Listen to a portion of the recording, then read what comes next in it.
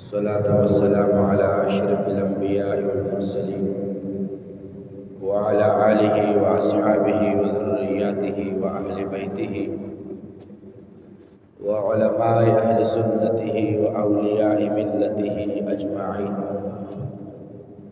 أما بعد، فأعوذ بالله من الشيطان الرجيم. بسم الله الرحمن الرحيم. قال الله تبارك وتعالى في كتابه المجيد وفرقانه الحميد: وما آتاكم الرسول فخذوه وما نهاكم عنه فانتهوا. صدق الله العظيم وصدق رسوله النبي الكريم الأمين. إن الله وملائكته يصلون على النبي يا أيها الذين آمنوا صلوا عليه وسلموا تسليما. اللهم صل على سيدنا ونبينا وكريمنا وحبيبنا ومحبوبنا ومأوانا وملجانا محمد وبارك وصل وسلم عليه. الصلاة والسلام عليك يا سيدي يا رسول الله. الصلاة والسلام عليك يا سيدي يا حبيب الله. الصلاة والسلام عليك يا سيدي يا إمام المتقين وعلى آلك وأصحابك يا سيدي يا مرشدي يا محبوبي ويا محبوب رب العالمين. رب لا يزال خالق الكائنات رب ذو الجلال ودغه مبارک ورځ باندې او په دغه مبارک ساعت کې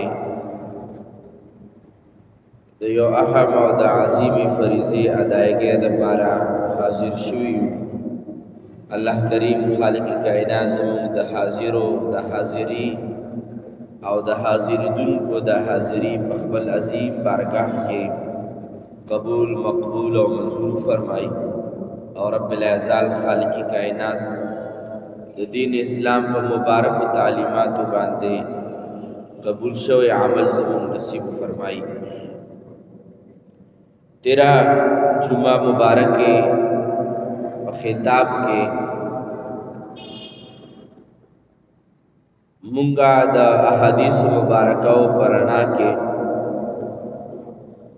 بدے معنی و مفہوم باندے وضاحت کرے ہو چی دا حضور صلی اللہ علیہ وآلہ وسلم مبارک بپاک و تعلیماتو کے منتدہ الفاظ بار بار پر مختلف روایاتوں کی ملاویگی چی حضور فرمائی چی لیسا مننا یا لیسا منی، چی حضور فرمائی دا زما امتیان ندی یا زما کامل طریقہ ندی روان، یا معنی دا چی دا دین کامل پا کامل طریقہ ندی روان، او یا معنی دا هم محدثین لکی چی دا امتیان چی پا دے دے خصلتونو یا پا دے دے رسالتونو کے مبتلا دے حضور مبارک فرمائلے دے چی دا سے خلق و نظر بیزار ہیں. باغی روایاتوں کے چی حضور مبارک دا بیزارے اعلان فرمائلے دے او حضور بیزار شوئے دے خلق و نا. باقی روایاتوں کے سرور دو عالم صلی اللہ علیہ وآلہ وسلم مبارک ارشاد فرمائی چی من غشا فلیس مننا. حضور فرمائی چی چاہ ملاوٹ ہو کو حضور فرمائی دا زما امتی نہ دے. در انسان نظر بیزار ہے چی چاہ پا اشیاء خورد و نوش کے یا پا کلام کے یا پا ہر قسم آغسیس کے چھ بلتا پا کی نقصان نی چاہ دوکاور کڑا چاہ ملاوٹوں کو حضور مبارک ارشاد فرمائی چھ دا زما امتی نہ دے. کچھ ردغی حدیث مبارک پا تناظر کے یو خبر زوڑان دے کم او بیا پا دے باندے مختصر غند خبری ہوشی. امید لرم چھ زمونگا ذہن و پا دے معنا باندے کلاوشی. اتحاف السادت المتقین کے یو خبر علماء لکلے دا چھ تیرا زمانہ کی یو کسو داغا چرته نه خضرنه غلا وکړه چې چرته سونه وه هغه سونه یې راټوله کړه او داسې به ووایو چې د نن زمانې د پیسو مطابق د کروڑهاو روپو سونه وه غلا یې وکړه او دا کس روان دی او خپل منزل مقصود ته ځان رسوي خو په لاره کې غله د پاسه نور غله او ډاکوان پېښ شوي دي او د هغوی تعداد دوه و چې کله دغې ډاکوانو لار کې د غل راګیر کو ورته وایي چې دا سونه د دومره د کم ځای نه خو څه رښتیا او څه دروغې سره برابر کړل او څه رښتیا او دروغې سره یو ځای کړل او ورته ویې ویل چې دا ما دا او زه خپل منزل مقصود ته او خپل منزل طرف ته روان یم د ستاسو څه وینا ده د ستاسو څه مقصد دی زما سره ورته ویې چې نور به زمونږ څه مقصد دي د ستا سره نه تا پېژنو نه مونږ پېژنې نم سره تعلق روابط شته خو مونږ مقصد دا دی چې تا نه به دا سونه اخلو او قتل کوو به دی او که سونه درنه واخلو او قتل د نه کړو سبا لم سره یو بل سره لاندې باندې ضرور راتلی شي د ما تلاش به کوئ او یو ورځ به درته میلاو شو چې مخکې نه اول تا لرې کړو ګزار دې کړو څوک شته هم نه سونه به هم ترلاسه شي او سبا له به د خړې ورځې سره هم نه مخامخ کېږو لنډه دا چې غل خو خامخا زیرک خو وي غل پوی ضرور وي چال چلن او طریقې او دارنګې د مکر او د فریب خو لږې لارې ورته ضرور معلومې وي ځکه چې ماکر انسان فریب والا نه ډک انسان دا غلا کولی شي چل ول کولی شي ساده سوده انسان دا په رښتیاو باندې خپل حق هم د چا نشي حاصلولی لا غلا خو ډېره لرې خبره ده لنډه ده چې ورته وایي چې ما ولې مړ کوئ ښه په رضا باندې در کومه د کومې ورځې نه چې یارېږئ چې سبا له به دا خبرې بیا راځي هغه هم در سره وعده کوم چې سم درته نه وایم خو داسې به وکړو چې ډېر زیات ظالمان وجوړېږئ دا سونه به په درې تقسیمه کړو یوه حصه ماله راکئ او په خوښه باندې دا دوه حصه د ستاسو دواړو شوې هغوی خپل منځ کې مشوره وکړه چې په دې باندې عمل پکار دی که نه دواړو سره سلا په دې راغله چې بچې په خپله خوښه یې راکوي سبا راله کار نه ګوري بس نیمه به ته یو حصه ته واخله یو به زه واخلم یوه به دلته پاتې شي دلته ما په خولو باندې ګټلې ده خو دم را پټه کړې ده فیصله یې سره وکړه خو چې څه درنګ تېر شو څه وخت تېر شو نو دوی سره مشوره دا وکړه چې لوږه زیاته ده تنده زیاته ده په دغې دریو کسانو کې یو کس به ولیږو او هغه به څه روټۍ موټۍ د بازار نه انتظام وکړي څه په ډډه او په څه یو اړخ باندې بازار مشوره یې وکړه یو کس له دغې سونې نه څه سیکې ورکړې څه پیسې ورکړې ولاړو بازار نه چې لاړو ده په زړه کې کرل او ریبدل چې دا ټول چې ما ته پاتې شي دا به څنګه وي او زړه کې دا فیصله وکړه چې خوراک زه به زهر به پکې واچوم دا دوه کسان به د مخې نه لرې شي ټوله به ما ته پاتې شي همداسې وشوه زهر یې ورسره میلاو کړل چې واپس راتلل نو دوی دواړو مشوره کړې ده چې دا درېیم ګړی که د مخ نه لرې کړو نو دا به موږ ته پاتې شي نیمه نیمه به تقسیم شي د دې حصه به موږ ته پاتې شي همداسې وشوه چې څنګه یې سالن او روټۍ څې راوړي وو څنګه یې کېښودل هغوی ورته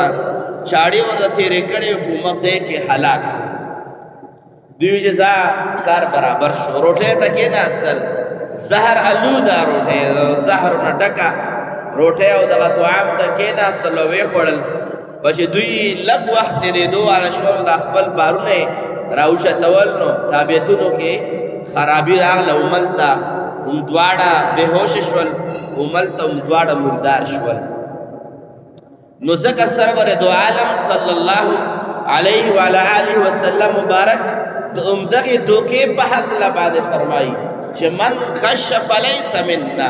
حضور فرمایي چې چا بل له دوکه ورکړه چا په یو څیز کې ملاوټ وکړو حضور فرمایي دا زما امتي نه دی دومره سخت وعید حضور ورې فرمایلی دی چې هغه انسان زما امتی نه دی هغه انسان نه زه بیزاره یم چې کوم یو انسان په خورد او نوش اشیاو کې ملاوټ کوي حضور فرمایي هغه زما امتی نه دی ولې فرمایي ځکه چې په دغه ملاوټ کې د انسانانو جانونو ته خطره ده د انسان ابرو او عزت ته خطره ده انسان په معاشره کې د ملاوټ ته وجه نه او د دوکې د وجه نه حد درجه فساد برپا کیږي ځکه حضور اول نه فرمایلی دي چې چار ملاوټو کو هغه زما امتی نه دی محدثین فرمایي چې دا کومې معناګانې علماو بیان کړي دي چې دا زما امتی نه دی دا زما امت په طریقه باندې نه دی دا په سنتو باندې نه دی دا په کامل دین باندې روان علما بعض محدثین لیکي چې دا معناګانې هډو کول نه دي پکار بچ حضور فرمایلی چې دا زما امتی نه دی دا د امت د حضور د دایرې نه بهر دی چې کوم انسان ملاوټ وکړو او تاسو خو وینئ او ګورئ چې څومره ملاوټ په معاشره کې روان دی څومره دغلپن معاشره کې روان دی څوک وایي چې قسم دی که زه په پیو کې اوبه اچوم هغه به قسم په دې باندې خوړو چې زه پیو کې اوبه نه اچوم او قسم هم د رښتیا و چا ورته وویل چې نو اوبه پکې شته نو اوبه ته څنګه قسم خورې چې په پیو کې او په شودو کې زه اوبه نه اچوم هغه وایي چې ما قسم درست دی اوبه شته پکې خو زه په پیو کې اوبه نه اچوم زه په اوبو کې پی اچوم د دغه ملاپ د قسم د برابرېدو دپاره د وایي چې زه ملاوټ په دې باندې نه کوم چې اوبو په پیو کې اوبه ګزاروم په پیو کې اوبه اچوم نه بلکې اوبه مې ورته اول نه ایښودې وي زه پکې پی اچول غواړم که څوک راته ووایي چې تا په پیو کې اوبه اچولې دي نو زه قسم خوړی شم چې ما په پیو کې اوبه نه دي اچولې بلکې په اوبو کې مې پی اچولې دي د ملاوټ دپاره بیا دا طریقې د قسم د ځان د بچ کېدو دپاره بیا په دغې طریقو باندې سبزیانو له ستنې وهلی کېږي ځناورو له ستنې وهلی کېږي چې دا موږ ستاسو چرګان خورو او چې په دوکان کې یا په یو ځای کې واخلو ښه مزېدار وي خو یو ورځ نیمه چې کور کې به تېره شي تاسو چېرته لیدلی انتهایي وړوکی شي دا کلو کې چې کم خادي وي د چرګان خلکو له وړي د چرګان چرګو له یوسي چې ماشوم پیدا شوی دی دارنګه نور خادو کې او په غمونو کې خلک یو بل له ژوندي چرګان وړي چې راوړي ښه مزېدار وي چې شپه به لا تېره نه وي بلکل واړه واړه شي وجه څه ده دغې له د باقاعده د اوبو ستنې وهلی کېږي ځناورو له د اوبو ستنې وهلی کېږي دارنګې سبزیانو له میوهجاتو له مختلف قسمه ستنې وهلی کېږي په تېره ورځ باندې زما په سوشل میډیا باندې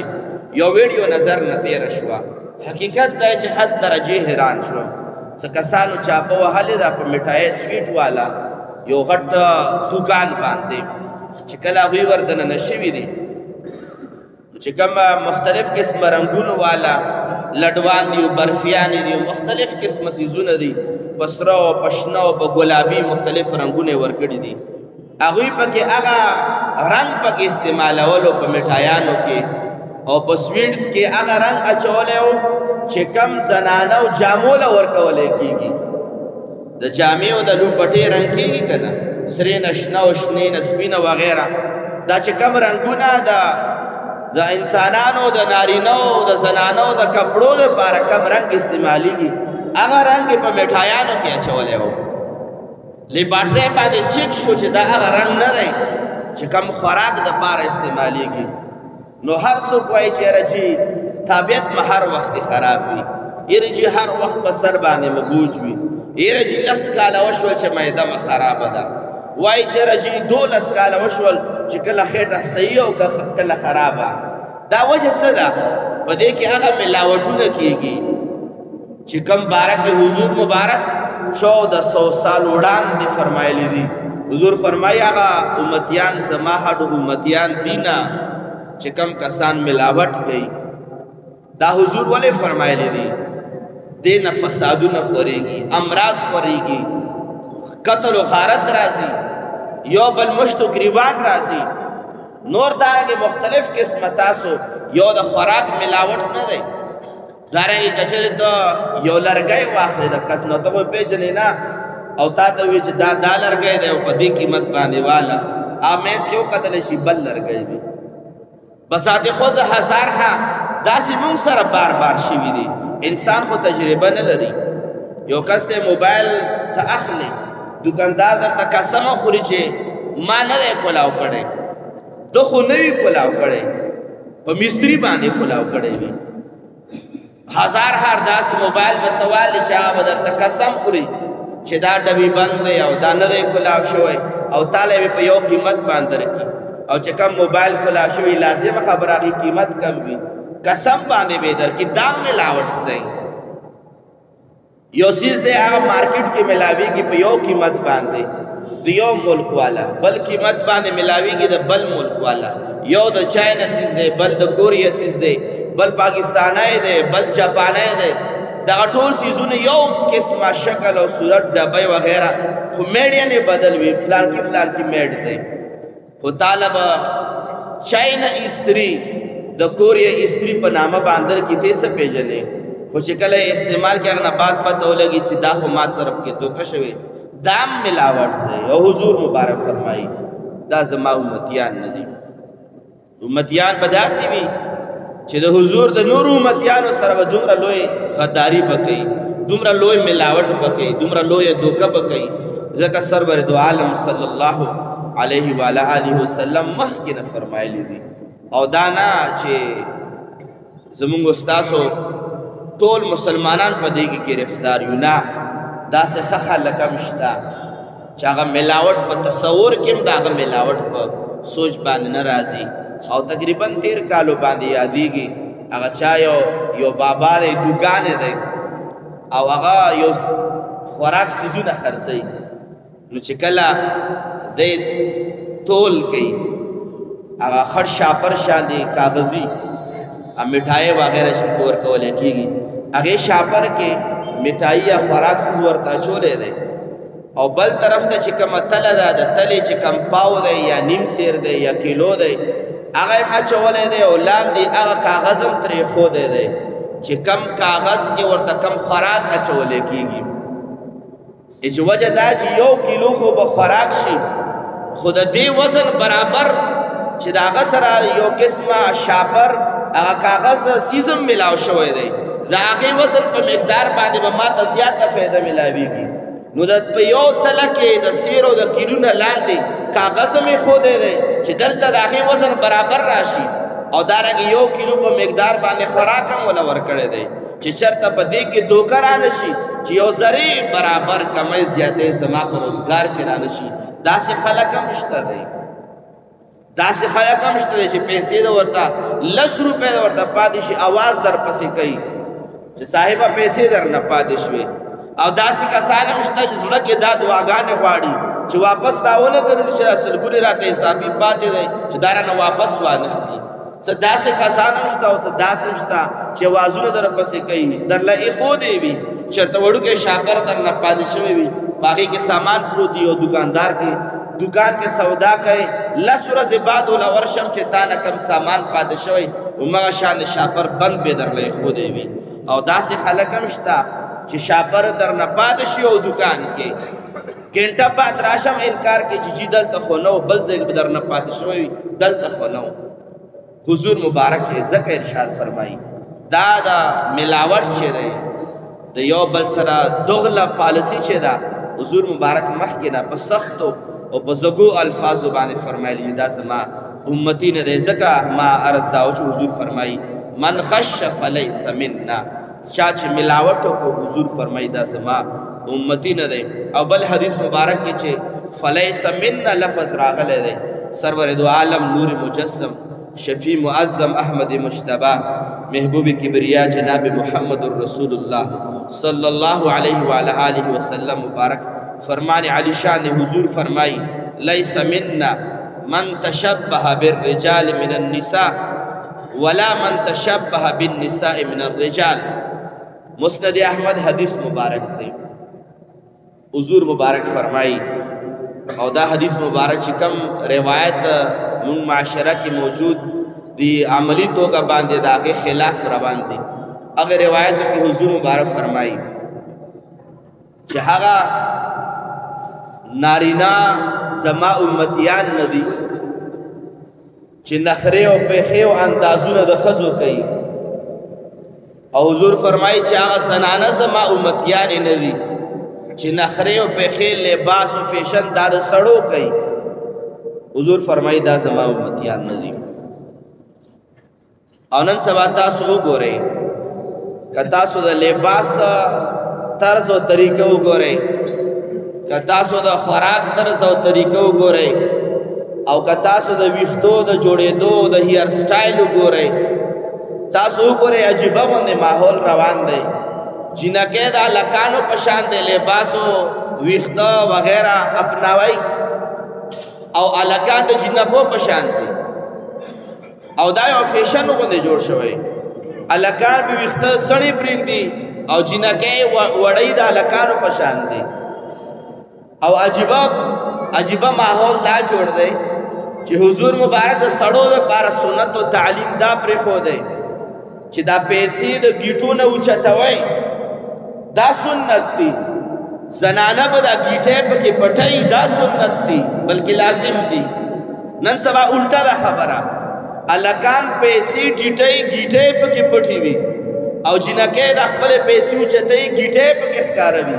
حضور مبارک ارشاد فرمایي دا ما امتیان نه دي حضور د داسې خلکو نه بیزاره دی چې د کمو خلکو تشبه او مشابهت د سړو د ښځو سره وي او د ښځو د سړو سره وي حضور فرمایي د داسې امتیانو نه زه بیزاره یم ځکه سرور دو عالم صلی الله علیه و آله وسلم په یو بل روایت کې چې دا ترغیب و ترهیب دا حدیث مبارک علامہ منذری رحمت الله علیه دا نقل کړی حضرت عمار بن یاسر رضی اللہ تعالی عنہ ارشاد فرمایو دا حدیث مبارک انسان واوري بدن باندې ویښته ودرېږي حضور مبارک ارشاد فرمایي ثلاثة لا يدخلون الجنة ابدا حضور فرمایي درې قسمه خلق به جنت ته کلم نه داخليږي ټول اول حضور فرمایي الدیوس چې موږ ورته پښتو کې دوس وایو دیوس او دوس انسان به حضور فرمایي جنت ته به نه داخليږي والرجلة او حضور فرمایي چې هغه ښځه چې د سړو سره په وضع کته لباس ناسته پاسته د سړو په شان د اختیاري هغه من النساء د ښځو نه او حضور فرمایي مدمن الخمر او هغه انسان چې څوک د شرابو عادي وي حضور فرمایي دا درې کسان به جنت ته نه داخليږي صحابه کرام عرض کئی قالوا یا رسول اللہ اما مدمن الخمر فقد عرفناه یا رسول اللہ مو خدا پیژنو چې عادی شرابی څوک دی دا خو پیژنو خو یا رسول اللہ فمد دیوس یا رسول اللہ دیوس انسان څوک دی چې دا به همیشه د پاره جنت ته نه داخليږي حضور دو فرمایا الذي لا يبالي من دخل على اهله چې کم یو سړی د خپلې ښځې په بدکارۍ باندې خبرې او ښځې ته بیا هم څه نه وایي حضور فرمایي دا دیوس دی او دا به همیشه جهنم کې پروت وي دا به جنت ته نه داخلېږي حضور مبارک ته بیا عرض کوي قلنا یا رسول الله فما الرجلة من النساء او هغه رجله د سړي په شان د ښځه د دې څه مقصد دی حضور فرمایي قال التي تشبه بالرجال حضور فرمایي هغه ښځه به هم جنت ته نه داخلېږي چې کم نخرې او پېښې ډول او سینګار او د لباس وضاقته دی د سړو په شان دی وي حضور مبارک فرمایي دا ښځه به هم همیشه دپاره په جنت کې نه داخلېږي او همدارنګې د دې په عکس باندې هم د روایاتو نه ثابته ده چې هغه سړي به هم جنت ته نه داخلېږي چې د کومو سړو وضع کته دا د ښځو په شان دی وي د دې د وجې نه سرور دو عالم صلی الله علیه و آله وسلم مبارک ارشاد فرمایي لیس منا من تشبه بالرجال من النساء ولا من تشبه بالنساء من الرجال حضور فرمایي هغه انسان به جنت ته نه داخلېږي چې د ښځو پېښې او نخرې کوي او هغه ښځه به نه داخلېږي چې څوک د سړو په شان دی تشبه اختیاروي او دریم نمبر او اخیری حدیث مبارک زه بیانول غواړم لکه څنګه موږ نه دا خبره په تیر جمعې د تقریر نه شروع کړې ده چې حضور مبارک دا و خلکو نه بیزاره دی چې کوم خلکو کې دا رسالتونه موجود وي د هغې تفسیر کې چند احادیث مبارکه مونږ پیش کړي.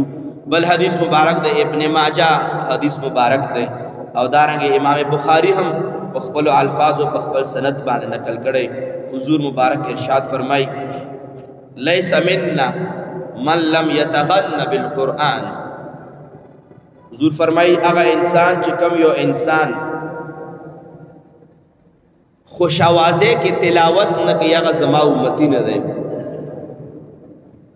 د دغه حدیث مبارک محدثینو ډېرې معناګانې لیکلي دي، خو یو معنا یې دا لیکلې چې حضور مبارک ارشاد فرمایي چې هر هغه انسان چې کوم یو انسان تلاوت کوي پکار دا ده چې هغه انسان په خوش آوازه باندې تلاوت کوي. تر څومره وخته پورې د انسان تلاوت وي، څومره وخته پورې انسان تلاوت کوي، حضور مبارک فرمایي چې په خوش آوازه باندې تلاوت پکار دی. او حضور فرمایي څوک تلاوت کوي او په خوش آوازه باندې تلاوت نه کوي، حضور فرمایي دا زما امتی نه دی. محدثین د دې حدیث مبارک ډېرې معناګانې لیکي. یو معنا یې دا لیکلې ده، علامه نووي علیه رحمه دې حدیث لاندې لیکي چې په هر یو مسلمان باندې لازم دی چې دا د خپل وس مطابق تلاوت په خوش آوازه کې وکړي. دا نه چې هر یو کس د سودیس جوړ شي، هر یو کس د ماهر معقلی جوړ شي. نه لوی لوی قرا حضرات ځان نه مه جوړوئ. علامه نووي فرمایي چې د خپل وس مطابق چې د ستا څومره ښکلی اواز دی د خپل ښکلیوالي مطابق د قرآن کریم تلاوت کوئ. په دې زمن کې صرف بعضې حفاظو ته یا بعضې علماو تنقید کړی دی په هغې تراو باندې چې کم حافظان کم حفاظ قاریان صاحبان په تراو کې داسې تلاوت کوي چې نه دی په پوهېږي او شاته مقتدیان خو هډو پوهېږي نه. د دغې حدیث په تناظر کې رد دی په داسې تلاوت باندې چې هغه تلاوت په بهترین آواز کې نه وي چې انسان په خپله باندې هم پوهېږي او نور کسان هم په پوهېږي. وخت مختصر دی. دویمه معنا د دغې حدیث مبارک محدثینو دا لیکلې ده چې لیس منا من لم یتغن بالقرآن. هر هغه انسان چې څوک د قرآن نه علاوه په بل کتاب کې هدایت تلاش کوي، حضور فرمایي دا زما امتی نه دی. یعنی کل هدایت دا قرآن کریم کې موجود دی. د هدایت اپناولو دپاره د بل کتاب حاجت نشته. او حضور فرمایي چې کم یو انسان بل کتاب د دې دپاره راواغستو چې ما ته پکې هدایت میلاو شي، حضور مبارک فرمایي دا ګمراه دی. قرآن نه علاوه بل کتاب کې هدایت نشته. که چېرې مونږه احادیث وګورو دا د قرآن تشریح ده، مفسرین وګورو دا د قرآن تشریح ده، خو اصل هدایت په یو کتاب کې هم نشته سوا د قرآن کریم نه. او درېمه معنا علما کرام دا لیکي او په دې باندې خپلې خبرې ختمول غواړم چې حضور مبارک ارشاد فرمایي چې چا د قرآن کریم نمبخ وګرځاول، د قرآن کریم د ژوند او طور و طریقې دا بالکل د قرآن خلاف وي، حضور مبارک فرمایي دا زما امتی نه دی. غرض مې دا حاضرینو چې هغه احادیث مبارکه چې کوم کې سرور دو عالم صلی الله علیه و آله وسلم فرمایلی وي چې فلیس منا دا زما امتی نه دی، د دغې معنا او مطلب دا دی چې هغه امتیانو نه حضور مبارک بیزاره دی. هغه انسانان د حضور په سالمه طریقه باندې نه دي روان، هغه په دین کامل باندې نه دي روان چې کوم ځای کې حضور مبارک فرمایلی وي چې فلیس منا یا فلیس مني. الله کریم خالق کائنات په دغه ټولو خبرو باندې موږ له عمل کولو توفیق نصیب فرمایي. واخر دعوانا ان الحمد لله رب العالمین. امین. الحمد لله رب العالمین والصلاة والسلام على اشرف الانبیاء والمرسلین وعلى آله واصحابه وذرياته واهل بيته وعلماء اهل سنته واولياء ملته اجمعين. اللهم ربنا آتنا في الدنيا حسنه وفي الآخرة حسنه وقنا عذاب النار. رب کریم په دغه ټولو خبرو باندې موږ له عمل کولو توفیق نصیب فرمای. رب کریم د حضور په طریقو باندې کامل عمل کولو توفیق نصیب فرمای. رب کریم د حضور مبارک اطاعت د حضور مبارک شفاعت او د حضور مبارک دیدار زموږ نصیب فرمای د حضور مبارک محبت زموږ نصیب فرمای څومره د لرې او د نږدې نه کوم خلکو دعاګانې غوښتې دي څو بیماران دي الله کریم د شفای کامله